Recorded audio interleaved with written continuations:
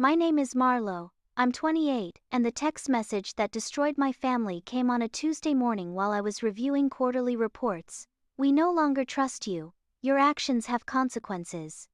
Don't contact us until you're ready to admit what you've done wrong. No context, no explanation, just cold final words from the people who raised me. What my parents didn't know was that I had been secretly documenting their lies for months, and their message had just given me the permission I needed to burn their perfect facade to the ground. Hey everyone! Before we dive into this wild family revenge story, I need to know, where are you watching from? Drop your location in the comments below. If you're ready for a tale of family betrayal, shocking discoveries, and the sweetest revenge you've ever heard, smash that like button and hit subscribe, because this story will have you questioning everything you thought you knew about family loyalty. Trust me, you won't want to miss how this unfolds. Growing up as the eldest of 3 children in suburban Connecticut, I was the poster child for academic achievement and family pride. My parents, Robert and Catherine Blackwood, built their entire social identity around my accomplishments. Valedictorian, full scholarship to Columbia MBA at 25, and a 6-figure corporate consulting job before most people figured out what they wanted to do with their lives. I was their golden ticket to social status in our affluent neighborhood. But perfection comes with a price that I didn't understand until much later. Every achievement was scrutinized, every decision needed their approval, and every relationship I formed was subject to their judgment. When I started dating Marcus, a brilliant software engineer who happened to be from a working-class family, the subtle disapproval began. "Darling, are you sure he's suitable for someone of your caliber?" My mother would ask, her voice dripping with practiced concern. My siblings, twins Jake and Emma, were 5 years younger, and seemed to coast through life with significantly less pressure. They were the creative ones, Jake with his photography and Emma with her music. While I was expected to excel academically and professionally, they were encouraged to find themselves and explore their passions. The double standard was glaringly obvious, but I convinced myself it was because I was the responsible one, the one they could count on. The first crack in my perfect daughter facade appeared 6 months ago when I decided to move in with Marcus. We'd been together for 2 years and it felt like a natural progression. I was 28, financially independent and deeply in love, but when I announced our decision during Sunday dinner, the temperature in the room dropped by 20 degrees.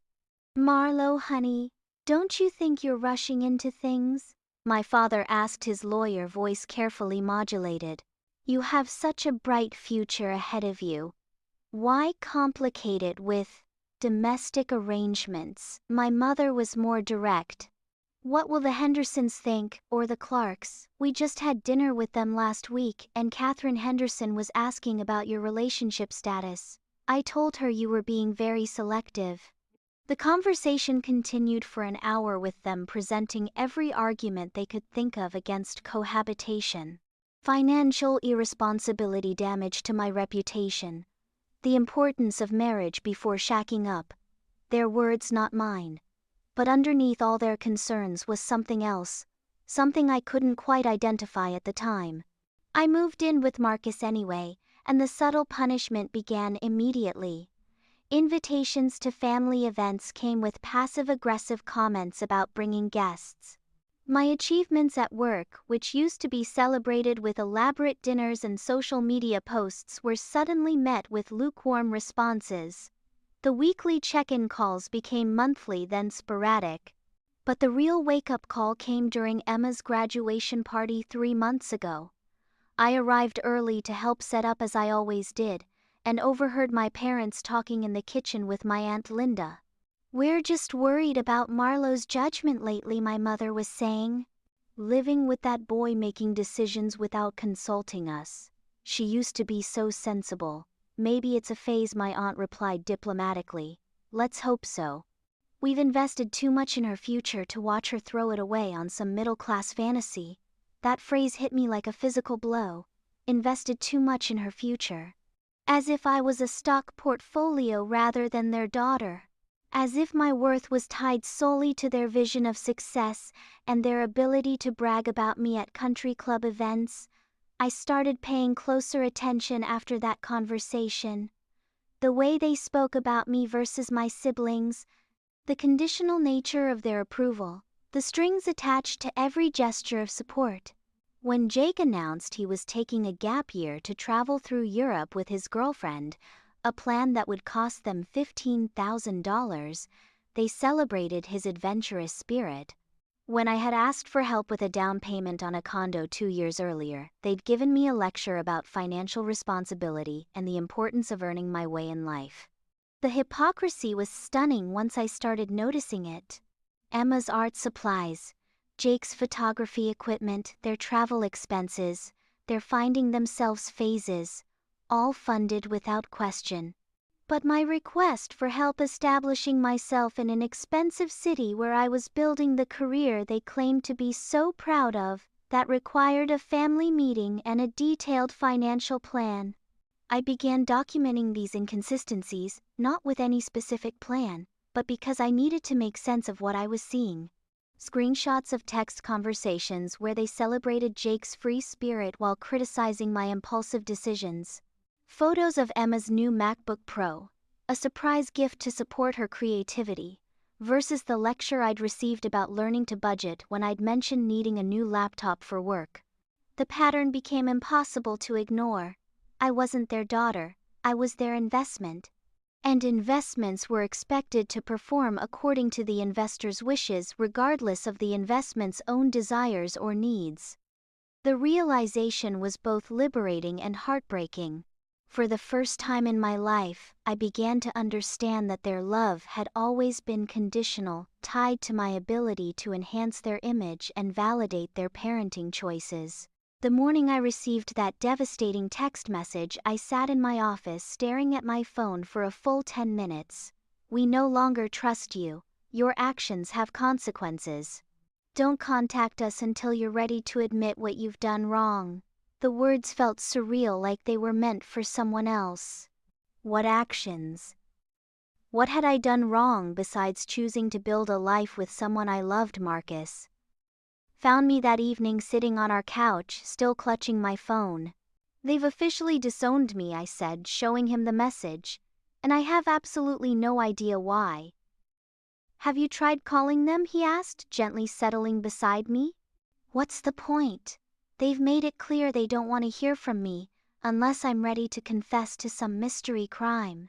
That's when Marcus said something that changed everything. "Marlowe, has it occurred to you that maybe this isn't really about you? Maybe there's something else going on that they're projecting onto you?" His words sparked something in me. I'd been so focused on trying to figure out what I'd done wrong that I hadn't considered the possibility that this was about them, not me. I started thinking about their behavior over the past few months, the increasing coldness, the way they seemed to be pulling away from me, specifically while maintaining normal relationships with Jake and Emma. I decided to call Emma first. As the baby of the family, she'd always been the most honest about family dynamics.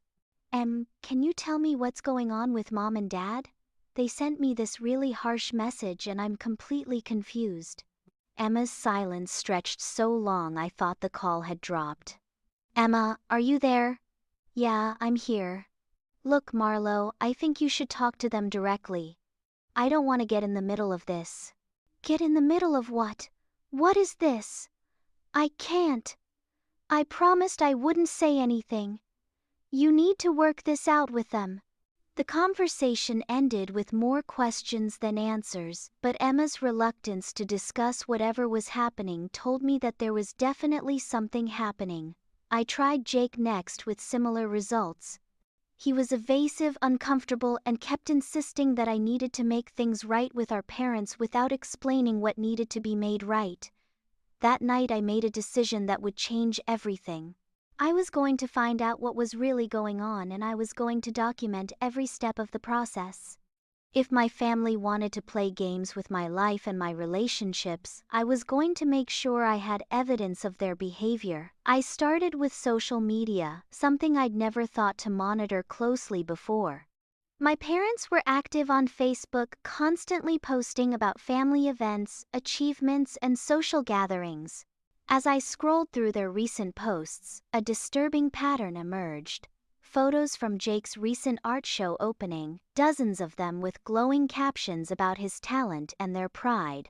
Pictures from Emma's performance with her college chamber group, similar celebration and praise.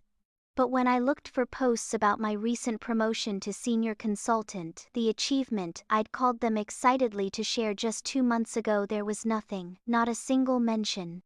It was as if that part of my life had been erased from their public narrative. I went further back, methodically examining their social media presence over the past year. Every milestone Jake and Emma achieved was documented and celebrated publicly. Emma's Dean's List recognition, Jake's photography being featured in a local gallery, their various social activities and accomplishments, all prominently displayed for their social circle to admire. My achievements during the same period were consistently absent. My presentation at a major industry conference, my selection for a leadership development program, even my completion of a charity marathon, events they'd congratulated me on privately, but never acknowledged publicly. It was as if I'd been systematically edited out of their version of family life. The exclusion was so complete and deliberate that it couldn't be accidental. This was a conscious choice to minimize my presence in their public narrative. But why? What had changed between the time when they proudly posted about my Columbia graduation, and now I expanded my investigation to include other family members? I called my cousin Sarah, who'd always been close to our family. After some careful questioning, she revealed something interesting. Your parents seem really stressed lately. At Uncle Mike's birthday party last month, your mom mentioned something about you making some concerning choices and how they were worried about your future. I thought maybe you were having problems at work or something. Did she say what choices she was talking about? Not specifically, but she seemed really upset about your living situation. Something about how you used to be so responsible and now they weren't sure they knew you anymore. This confirmed what I'd suspected.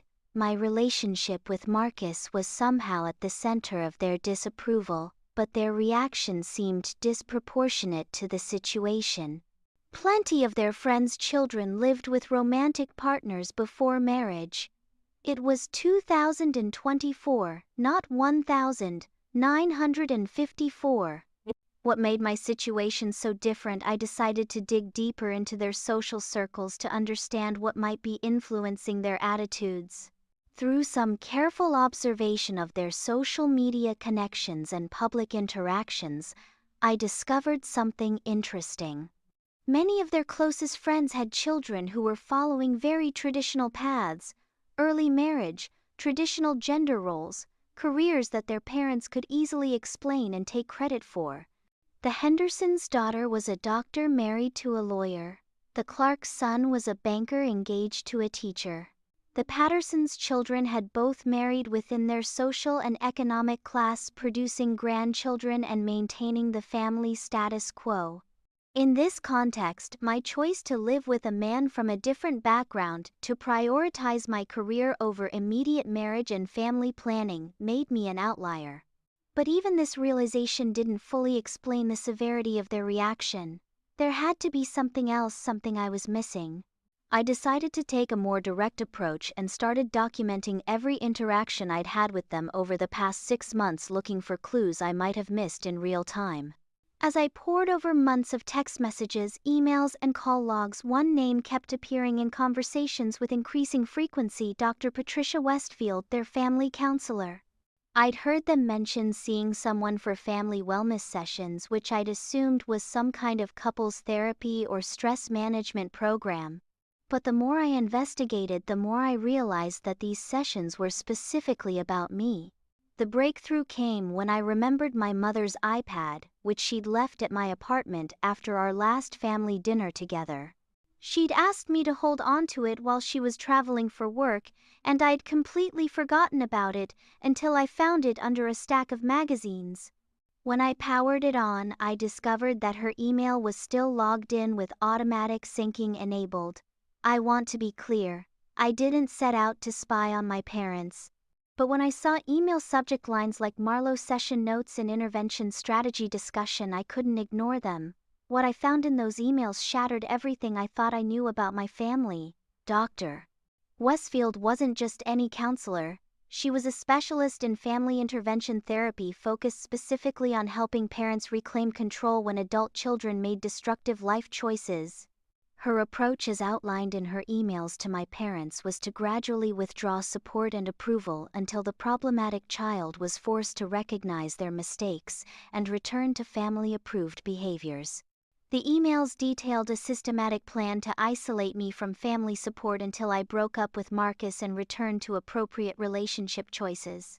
Phase 1 involved reducing emotional availability and public acknowledgement of my achievements. Phase 2 escalated to conditional love and explicit disapproval. Phase 3, which they were apparently ready to implement, involved complete emotional and financial cutoff until I came to my senses.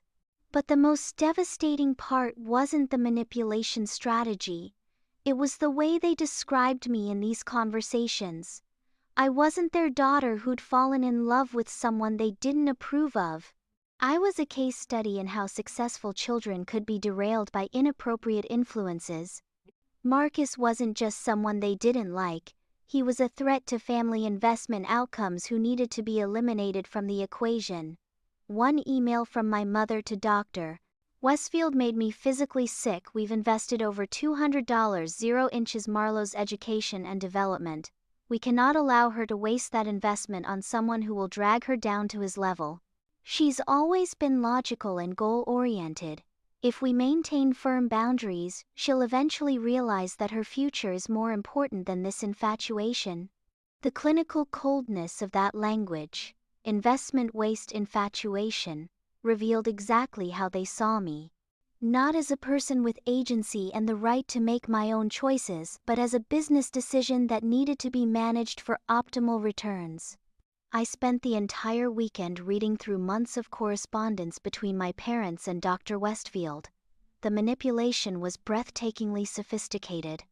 Every interaction I'd had with them recently had been carefully planned and executed according to this woman's guidance.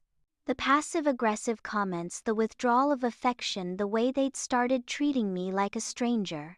All of it was deliberate psychological manipulation designed to break down my confidence and force me back into compliance. The manipulation tactics we're witnessing here go beyond normal family disagreements. This is a systematic campaign that would make any psychology textbook.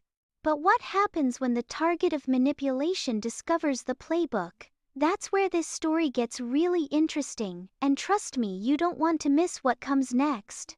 Even worse, I discovered that Jake and Emma were aware of the plan. Not fully informed, but they'd been coached on how to respond to my questions, how to avoid taking sides, and how to subtly reinforce the message that I needed to fix things with our parents. They'd been turned into unwitting participants in a campaign to psychologically coerce me into abandoning the life I'd chosen. The final straw was an email from just 3 days before I received that devastating text message. Dr. Westfield had advised my parents that it was time for definitive action to force a crisis point that would make me choose between my family and my relationship. The text message wasn't an emotional reaction to something I'd done wrong.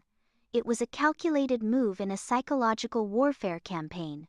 As I sat there reading about how my own parents had been systematically manipulating me for months, I felt something I'd never experienced before, a cold, clear rage that cut through all the hurt and confusion. They wanted to play psychological games with my life. They wanted to treat me like a business investment that needed to be managed. Fine. But they had seriously underestimated who they were dealing with.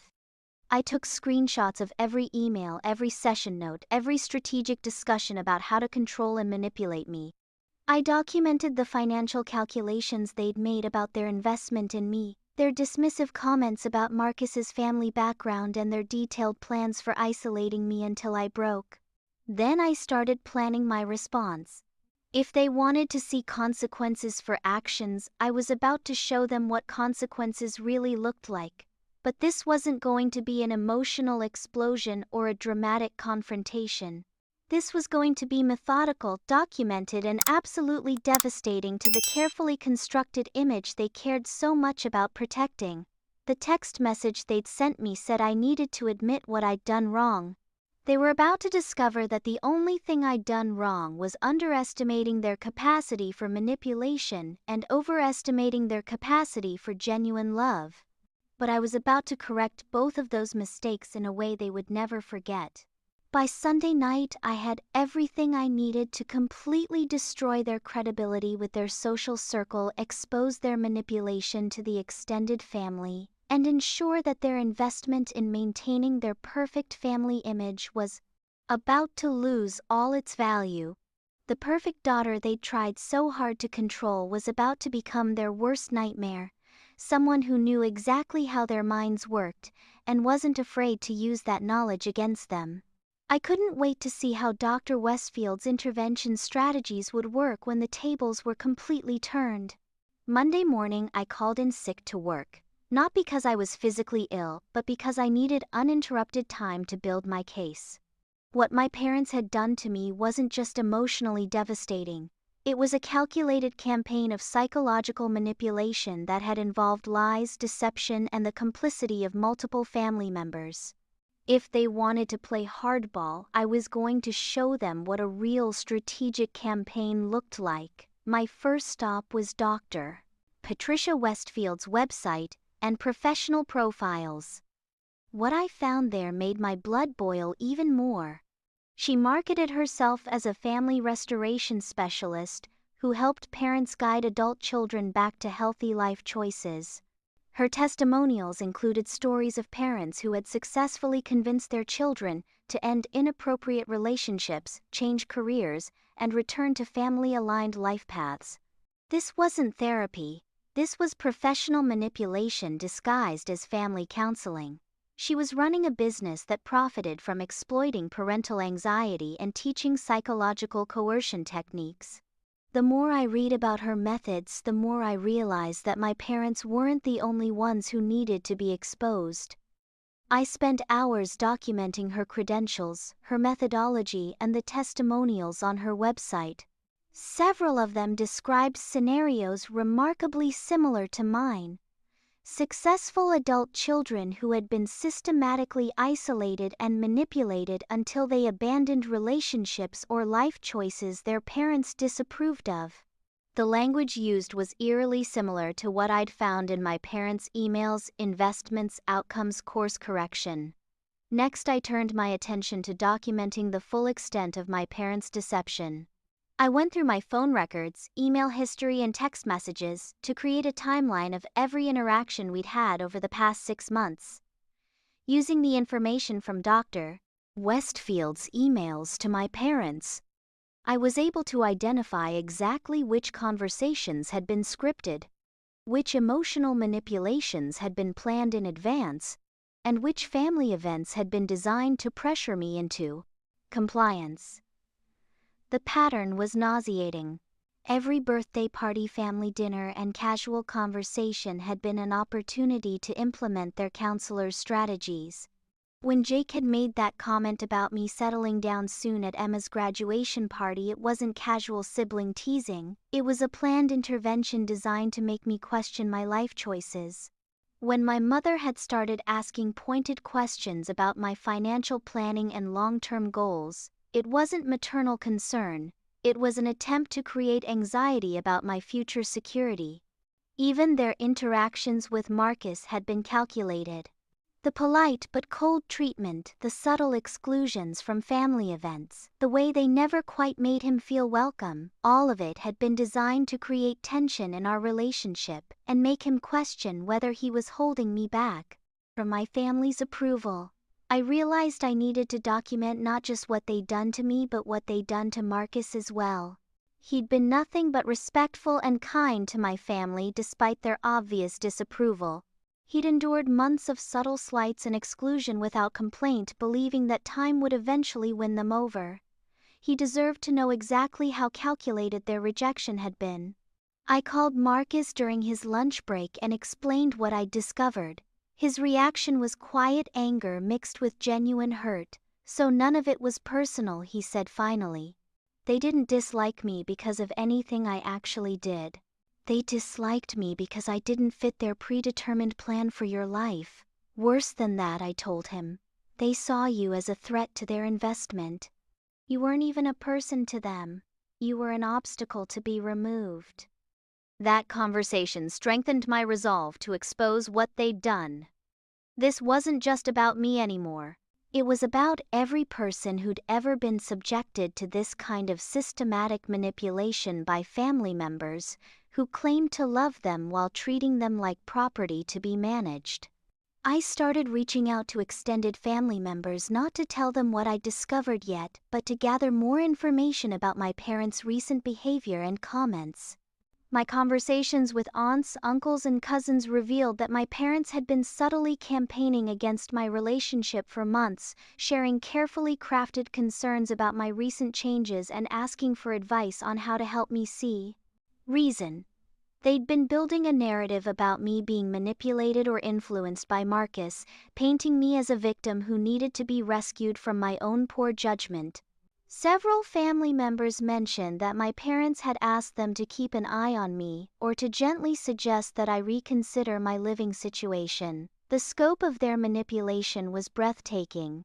They hadn't just been working on me directly.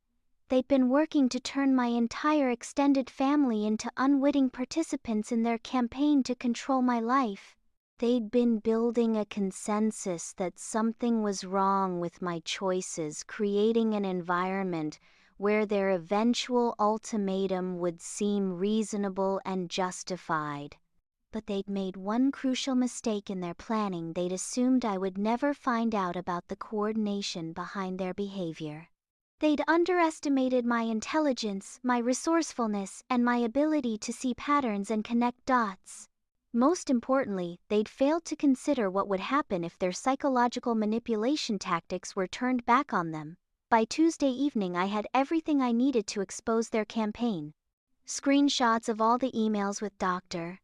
Westfield, a detailed timeline of their manipulation tactics, documentation of their financial calculations about their investment in me, and testimony from family members about their behind-the-scenes campaigning against my relationship. But I wasn't ready to show my hand yet. I wanted to give them one more chance to reveal the full extent of their deception. I decided to send them a response to their ultimatum text, a response that would hopefully prompt them to reveal even more of their strategy. I crafted my reply carefully. I understand you feel I've made mistakes. I'd like to discuss this in person, so I can understand your concerns and work toward a resolution. Would you be available for dinner this weekend? I think we all want the same thing, a healthy family relationship. The response was exactly what I'd hoped for. Within an hour, I received a detailed reply outlining their conditions for reconciliation. I needed to acknowledge my poor judgment, end my inappropriate living situation, and demonstrate my commitment to making better choices before they would consider welcoming me back into the family. They'd taken the bait completely. Not only had they confirmed that this was entirely about controlling my relationship choices, but they'd done it in writing, creating even more evidence of their manipulative intentions. They were so confident in their psychological strategy that they were willing to put their demands in explicit terms. I screenshot their response and added it to my growing file of evidence. Tomorrow I would begin the systematic destruction of their carefully constructed manipulation campaign. But tonight I allowed myself to feel something I hadn't experienced in months, the satisfaction of knowing that I was about to turn their own tactics against them in a way they would never see coming. Wednesday morning I woke up with absolute clarity about what needed to happen next. My parents had spent months treating me like a chess piece in their game of social manipulation, but they were about to discover that they'd been playing against a grandmaster without realizing it. I wasn't just going to expose their deception.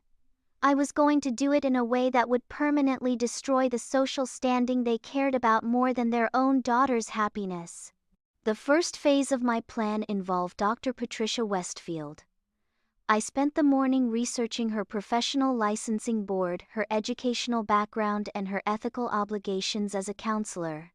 What I discovered was disturbing but useful. Her methods violated several professional ethics guidelines, particularly around informed consent and the manipulation of family relationships for non-therapeutic purposes.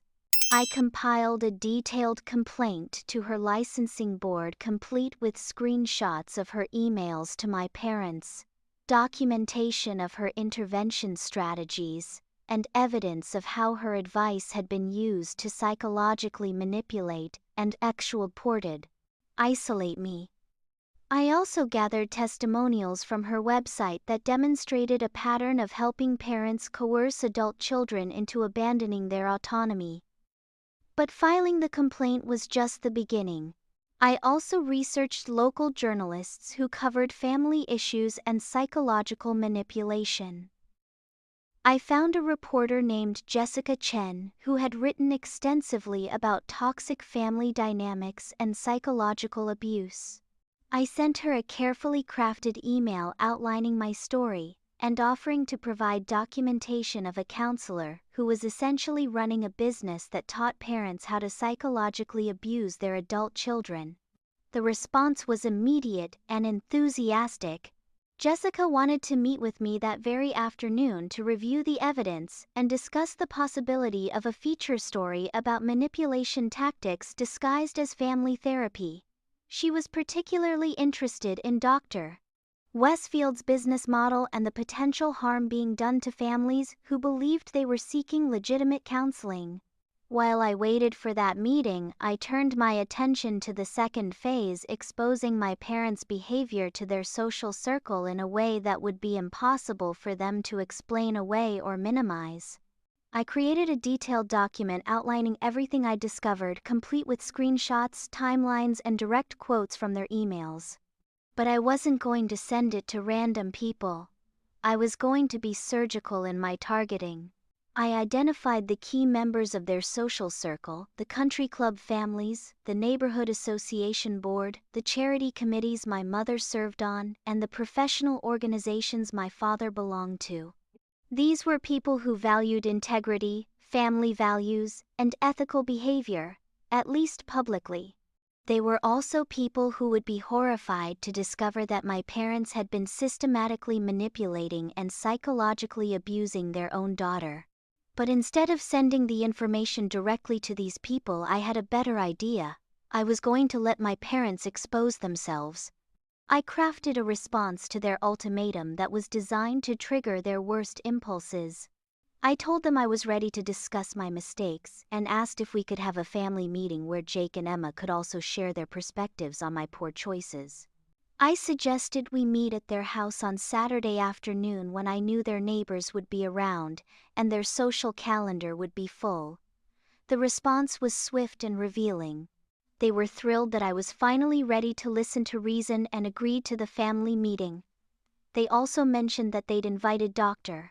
Westfield to participate via video call since she'd been so helpful in guiding our family through this difficult time. Perfect. They were going to hand me everything I needed to destroy their credibility in real time. I spent Thursday and Friday preparing for Saturday's meeting, with the same attention to detail that I brought to my most important work presentations. I set up recording equipment, legally since it was a family meeting in their home and I was a participant. I prepared questions designed to get them to repeat their most damaging statements on record. And I arranged for a few key revelations that would force them to show their true colors in front of witnesses.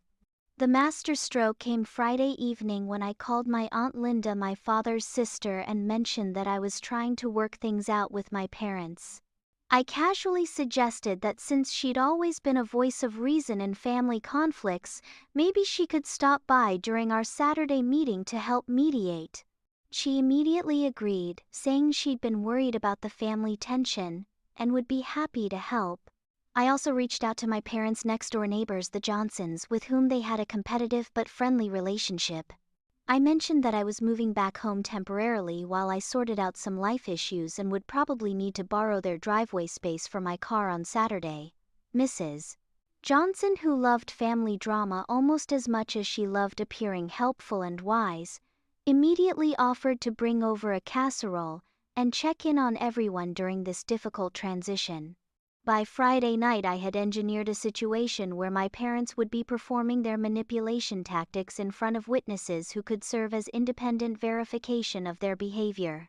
They thought they were going to have a private family intervention where they could psychologically browbeat me into submission. Instead, they were walking into a carefully orchestrated exposure of their own toxicity. Saturday morning, I sent a final text to my parents. I'm looking forward to our conversation today. I've been doing a lot of thinking about family trust and what we owe each other. I think you'll be surprised by how much I've learned recently. They had no idea that the surprise was going to be entirely theirs. I spent Saturday morning reviewing my evidence one final time and mentally rehearsing the questions I was going to ask. I wasn't going into this meeting to be ambushed or manipulated. I was going in as a prosecutor presenting a case with documentation, witnesses, and a clear strategy for exposing the truth. The only thing left was to execute the plan and watch their carefully constructed world of social manipulation crumble around them. After months of being treated like a chess piece in their game, I was finally ready to flip the board and show them what it felt like to be the ones who were outmaneuvered and exposed. Justice was about to be served, and it was going to be absolutely devastating. Saturday afternoon arrived with perfect weather, sunny, clear, and ideal for the complete destruction of my parents' social standing. I arrived at their house at exactly 2 p.m., carrying what appeared to be a gift bag but was actually my recording equipment and a printed copy of all the evidence I'd gathered. My Aunt Linda was already there, looking concerned and maternal. Mrs. Johnson arrived right on time with her promised casserole, and Jake and Emma were sitting uncomfortably in the living room, clearly dreading whatever confrontation they'd been prepared for. My parents were dressed as if they were going to church, formal, serious, ready to deliver their ultimatum with maximum authority. "Marlowe, dear," my mother began, her voice dripping with practiced concern. "We're so glad you're ready to have this conversation. Dr. Westfield will be joining us shortly to help facilitate this discussion." "Actually," I said, settling into my chair and pulling out my phone, "I think we should start with some questions I have about family trust and honesty. Since you mentioned in your text that you no longer trust me, I'd love to understand what that means." The laptop screen lit up with Dr. Westfield's face, and she immediately launched into her prepared intervention speech about healthy family boundaries and the importance of making life choices that align with family values. I let her talk for about 5 minutes before I interrupted. "Dr. Westfield, I'm curious about your therapeutic approach. In your professional opinion, is it ethical for parents to systematically withdraw emotional support from an adult child in order to manipulate their relationship choices?" The room went dead silent. Dr. Westfield's carefully composed expression flickered with uncertainty. "Well, that's a very loaded way to phrase the question. What we're discussing here is healthy boundary setting, and I'm actually asking about a specific methodology." I continued, pulling out my printed evidence. "For example, would you consider it ethical to advise parents to gradually reduce public acknowledgement of their child's achievements in order to create psychological pressure?" My mother's face had gone completely white. My father was staring at me with an expression I'd never seen before, not anger but genuine fear. Aunt Linda was looking back and forth between us with growing confusion. "What exactly are you suggesting, Marlowe?" my father asked, his lawyer voice carefully controlled. "I'm not suggesting anything, Dad. I'm asking direct questions about Dr. Westfield's methodology, which I've had the opportunity to review in detail." I opened my phone and began reading directly from the screenshots. For instance, in an email dated 3 weeks ago, Dr. Westfield advised you to implement definitive action to force a crisis point. Would you like to explain to Aunt Linda what that meant? The explosion was immediate and spectacular. My mother started talking over my father, who was demanding to know how I'd accessed their private communications. Dr. Westfield was attempting to control the conversation from the laptop screen while Jake and Emma sat frozen in shock. Mrs. Johnson, who had been pretending to organize the casserole in the kitchen, was openly staring at the chaos. "You violated our privacy," my mother shrieked. "You had no right to read our personal emails." "Actually," I said calmly, "I found them on your iPad, which you left in my apartment and asked me to keep safe. But let's talk about privacy. Were you planning to tell me that you'd been coordinating with Dr. Westfield for months to manipulate my behavior? Or that you'd calculated the financial return on your investment in my education and decided that my relationship threatened your profits?" Aunt Linda gasped audibly. "Robert, Catherine, what is she talking about? Mom got professional coaching on how to psychologically isolate me until I broke up with Marcus," I explained to my aunt, my voice perfectly steady. "They've been implementing a systematic campaign designed to make me choose between my family and my relationship. Every interaction we've had for months has been scripted by their counselor." "That's not... We were just... Dr. Westfield was helping us understand," my father stammered, but I cut him off. "Let me read you the exact quote from Mom's email to Dr. Westfield," I said, looking directly at Aunt Linda as I spoke. "We've invested over $200 0 inches Marlowe's education and development. We cannot allow her to waste that investment on someone who will drag her down to his level." The silence that followed was deafening. Aunt Linda was staring at my parents with undisguised horror. Mrs. Johnson had abandoned all pretense of being in the kitchen and was openly listening. Jake and Emma looked like they wanted to disappear into the furniture. "That's taken out of context," my mother said weakly. "Is it?" I asked, pulling out more screenshots. "Because I have 6 months of correspondence that shows a detailed plan to isolate me, manipulate me, and force me to choose between your approval and my own happiness. I have documentation of how you turned my siblings into unwitting participants in your psychological manipulation campaign. I have evidence that you've been spreading lies about my judgment to the extended family in order to build support for your intervention." Dr. Westfield tried to regain control of the situation. "Now, Marlowe, I understand you're upset, but family therapy sometimes requires difficult conversations." "This wasn't family therapy," I interrupted. "This was a business transaction where you taught my parents how to psychologically abuse me for profit. And speaking of profit, I've already filed a detailed complaint with your licensing board along with all the evidence of your unethical practices." The color drained from Dr. Westfield's face on the laptop screen. "I'm going to end this session now. This has become a hostile environment that isn't conducive to therapeutic outcomes." "Actually," I said, smiling for the first time that afternoon, "I think this is working out perfectly. Everyone here now understands exactly what kind of therapeutic outcomes you specialize in." After Dr. Westfield disconnected, the room erupted again. My parents were frantically trying to explain their actions to Aunt Linda, who was having none of it. "You manipulated your own daughter," she kept repeating. "You calculated the return on investment for your child's education like she was a stock portfolio." Mrs. Johnson, meanwhile, was asking pointed questions about what other family situations might have involved this kind of manipulation, clearly thinking about stories she could share with the neighborhood.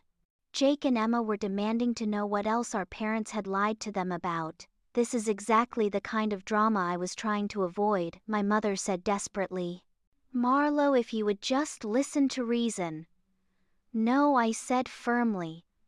"I'm done listening to your version of reason. I'm done being treated like property to be managed rather than a person to be loved." and I'm especially done pretending that this family operates on love and trust when it actually operates on manipulation and conditional approval. I stood up and gathered my things. Here's what's going to happen now. I'm going to continue living my life exactly as I choose with Marcus, in our apartment, building the career and relationships that make me happy. You're going to deal with the consequences of your choices just like you wanted me to deal with the consequences of mine. What consequences? My father asked, his voice barely above a whisper. Well, Aunt Linda now knows exactly what kind of people you really are. Mrs. Johnson is going to share this story with the entire neighborhood. You know how much she loves family drama. Jake and Emma are going to need time to process the fact that their parents are capable of this kind of systematic deception. And on Monday morning, a journalist from the local paper is going to publish a feature story about psychological manipulation in family therapy featuring Dr. Westfield's business model and including quotes from her correspondence with unnamed local clients. The look of horror on my parents' faces was absolutely priceless. Their greatest fear wasn't losing me, it was having their social circle discover that they were capable of psychological manipulation and emotional abuse. You can't be serious, my mother whispered. I'm completely serious. You wanted to teach me about consequences for actions. Consider this your graduate-level course in that exact subject. I walked toward the door, then turned back one final time. Oh, and Mom, when your friends start asking uncomfortable questions about your parenting methods, remember that you brought this on yourself. You chose to treat your daughter like a business investment instead of a human being. Now you get to live with the returns on that particular investment.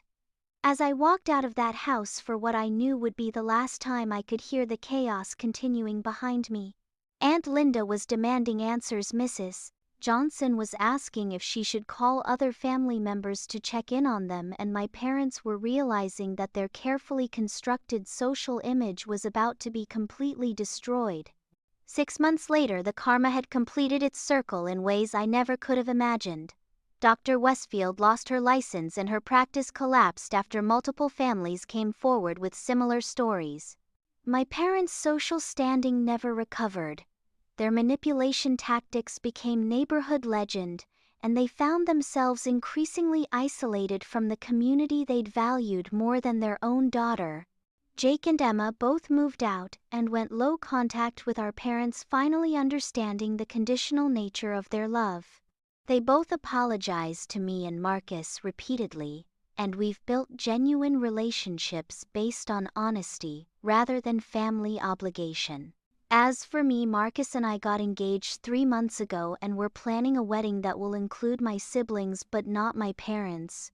I got another promotion at work, bought my dream house, and learned that the best family isn't always the one you're born into, sometimes it's the one you choose. The text message that started all of this said my actions had consequences. They were absolutely right about that. But the consequences were entirely theirs, and they were exactly what they deserved. Have you ever had to cut ties with family members who treated love like a business transaction? Have you experienced the satisfaction of watching karma catch up with people who thought they could manipulate and control others without consequences? I'd love to hear your stories in the comments below. Sometimes the best revenge really is just letting people face the natural consequences of their own toxic choices. If this story resonated with you, please hit that like button and subscribe for more tales of family drama, justice served, and the sweet satisfaction of watching manipulators get exactly what they deserve. Share this with anyone who needs to hear that they don't owe their family unconditional compliance just because they share DNA. Thank you all for listening to my story. And remember, sometimes the most loving thing you can do for toxic family members is to let them experience the full consequences of their choices. Life has a way of teaching lessons that no amount of manipulation can overcome, and justice, when it finally arrives, is always worth the wait.